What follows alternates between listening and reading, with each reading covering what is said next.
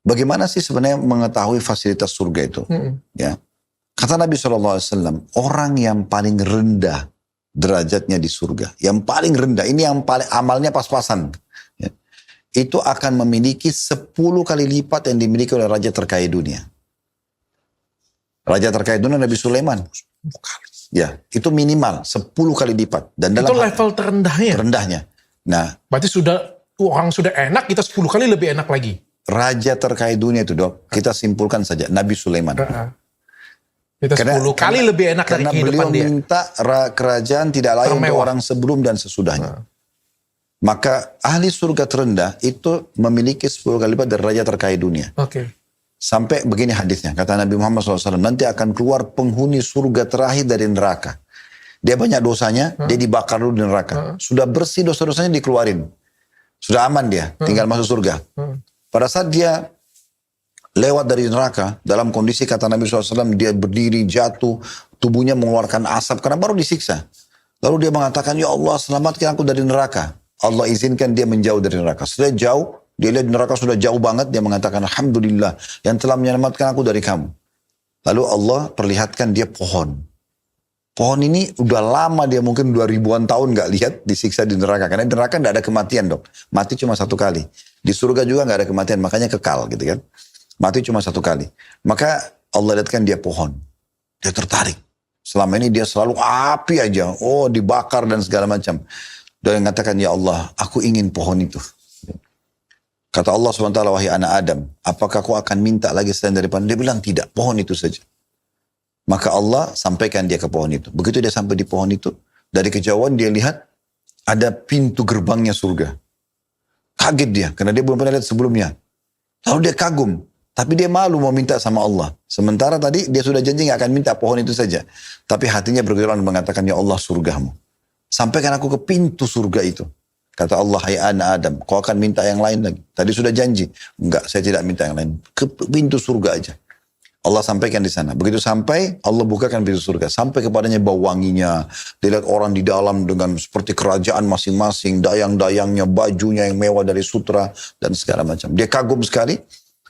Maka dia mau minta, tapi dia malu sama Allah. Tapi terakhir dia minta juga. Dia mengatakan, ya Allah surgamu, saya tidak minta yang lain. Maka kata Allah SWT, wahai anak Adam, berapa banyak kau selalu mengingkari janjimu. Apakah kamu setuju kalau aku memberikan kepadamu nanti di surga, kau bisa masuk habis ini? Seperti yang dimiliki oleh raja dunia. Cari raja dunia yang paling kaya, persis seperti dia punya. Kau setuju gak? Dia bilang tentu saja. Gitu kan? Dikasih seperti mau. Allah mengatakan, wala kamithluhu. Kau akan dapat double. Dia bilang, terima ya Allah. Allah lagi bilang, kau akan dapat double. Terus Allah ulangi sampai 10 kali lipat. Dan Nabi SAW tersenyum sampai urat leher beliau terlihat gitu. Nah, kalau dia masuk ke dalam surga, dia temukan, dia merasa dirinya adalah orang yang paling besar nikmatnya, padahal ini ada orang yang paling rendah di surga. Dalam hadis yang lain, ahli surga yang paling rendah, itu memiliki 10.000 orang pelayan. Setiap pelayan akan membawa 2 nampan di kanan kirinya. Makanan dan minuman gitu.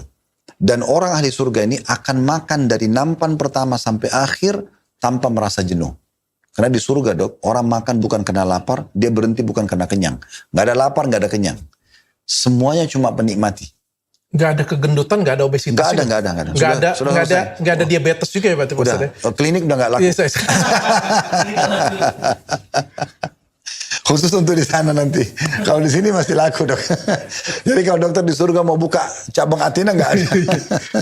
Kencing manis nggak ada. Nggak ada makan gula kebanyakan jadi jerawat nggak ada Pak Ustadz ya? Nggak ada. Jadi memang betul-betul di sana tuh kenikmatan abadi gitu. Kenikmatan abadi. Ini apa tadi terakhir lupa saya. Nggak. Nampan banyak. Dia punya 10.000 pelayan gitu ya. Maka dia makan dari nampan pertama sampai terakhir sama. Dan itu, Dok, ya.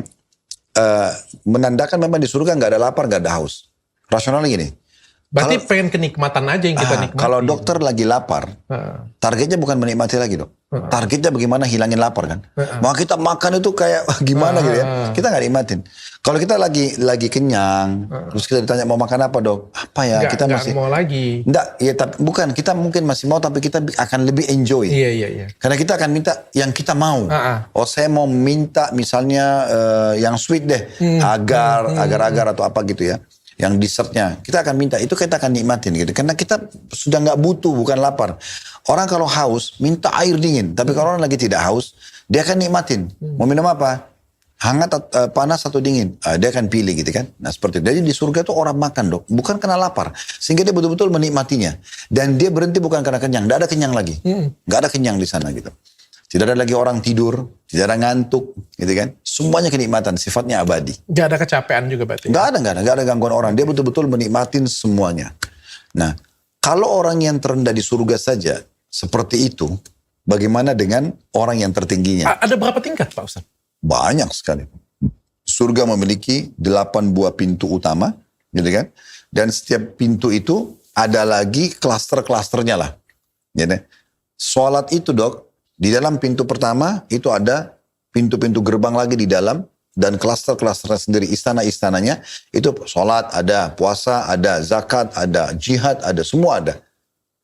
Di pintu nomor 2 level di atas ada lagi begitu sampai yang paling tinggi, tergantung daripada keikhlasan dia secara kualitas dan kuantitas ibadahnya. Pak Ustaz saya pengen tanya, kalau kita di surga nanti kita masih sholat nggak Pak Ustaz? Enggak, sudah nggak ada lagi ibadah kecuali zikir, hanya mengingat Allah. Kita bertasbih subhanallah. Puasa juga nggak ada lagi. Nggak ada. Itu cuma di dunia. Cuma di dunia aja Ya. Pak Ustaz? Di akhirat sudah nggak ada. Semuanya cuma tinggal menikmatin saja. Ada berapa tingkat Pak Ustaz? Banyak sekali. Dan susah sekali untuk kita sebutkan berapa tingkatannya. Tapi kadang-kadang untuk orang yang mati syahid ada 100 level. Oh berarti ada level-levelnya lagi Pak Ustaz? Sekarang Dr. Richard sholat 5 waktu. Sholat qobliyah sebelumnya, sholat ba'diyah sesudahnya, sholat malam, sholat duha. Sementara saya tidak. Masa Dr. Richard sama saya sama balasannya? Oke. Kalau kita ibaratkan komplek perumahan, ada komplek klaster A, itu lebarnya 1 hektar, fasilitasnya segala macam. Ada B, mungkin lebih kurang sedikit, ada C, sampai Z mungkin. Berarti kita nggak ketemu dong Pak Ustaz nanti? Ketemu, tapi kita beda fasilitas. Oh iya betul. Saya yakin kan fasilitas saya lebih banyak dari Pak Ustadz. Nyombong dulu aja pokoknya. tapi kalau untuk di akhirat kita harus bersaing. Oh, iya. Ya. Makanya kan tadi kan saya menunjukkan persaingan itu Pak Ustadz. Ya, itu bukan dok, itu kesombongan. Oh itu kesombongan. Kalau persaingan itu, ayo kita sama-sama saling rangkul-merangkul, kita bekerja sama siapa yang lebih baik di antara kita. Iya. Nah jadi di surga itu, saking nikmatnya dok, dalam surah Muhammad namanya. Surah Muhammad itu surah nomor 47. Nama Nabi Muhammad SAW. Di ayat 15-nya Allah menyebutkan tentang adanya di surga itu lautan. Dari 4. Ada laut yang berisikan air tawar yang manis. Air tawar yang manis. Ya. Biasanya kan air tawar itu tidak manis. Tapi ini terasa manis gitu. Kemudian madu yang telah tersaring. Tapi lautan ya, susu yang tidak pernah basi, dan minuman anggur yang tidak memabukkan. Dari 4 lautan besar ini, itu mengalir ke semua istana ahli surga. Masing-masing istana punya sungai-sungai. Dan uniknya dalam hadis, ya buku tadi yang saya bilang sama dokter itu, yang saya akan kasih, nanti dokter bisa baca salah satu babnya itu air atau minuman-minuman ini, itu tidak menyentuh tanah surga. Dia mengapung. Dan setiap kali orang mau minum, dia tidak akan berkurang. Misalnya kita pengen nih. Nggak habis-habis pokoknya. Nggak habis-habis. Kita pengen susu, udah. Nanti gelasnya ke tempat susu itu datang kepada kita sendiri, kita tinggal minum. Benar-benar sangat dimanjakan. Dan itu modalnya hanya patuh pada Allah. Selama di dunia apa yang Allah perintahkan kerja, yang dilarang tinggalkan. Dia akan dapat itu. Nah jadi fasilitasnya sangat luar biasa. Dan saking nikmatnya istana ahli surga, sampai kata Nabi SAW, seseorang ahli surga nanti kalau duduk di salah satu sudut dari taman istananya, dia melihat ke satu sudut, dia tidak pindahkan matanya selama 70 tahun. Karena nikmatnya. Dia nanti kalau pindah ke sudut yang lainnya, sisi yang lain, dia pindah bukan karena jenuh. Karena masih banyak yang lain yang belum dilihat sama dia. Buah-buahan surga itu, dia akan selalu ada. Setiap dipetik, dia keluar. Tidak tunggu musim. Seindah itu ya. Ya, dan setiap kali kita mau, buah itu mendekat dengan sendiri. Rantingnya mendekat sampai semudah-mudahnya dipetik. Jadi kita tinggal pegang, terpetik. Lalu tumbuh buah baru. Pakaian ahli surga. Kata Nabi SAW, kalau ahli surga mau pakai baju nih, cuma terlintas di benak dia, saya mau ganti baju. Akan datang kepadanya, mirip seperti buah delima, Ya mungkin tuh lemarinya ya, terbuka ada 70 gaun dengan beda motif. Dia tinggal pengen gaun yang ketiga terpakai di badannya. Tertutup lagi, kemudian pergi. Kalau dia misalnya 2 menit, 3 menit kemudian dia lagi mau ganti baju, datang lagi, sudah terganti 70 gaun yang berbeda, warna yang berbeda. Begitu seterusnya. Jadi, kalau mau digambarkan itu sesuatu yang memang luar biasa balasannya. Makanya kata Nabi SAW, ala inna sil'atallahi ghal. Ketahuilah, balasan Allah itu, barang dagangan Allah dengan kalian patuh itu sangat mahal.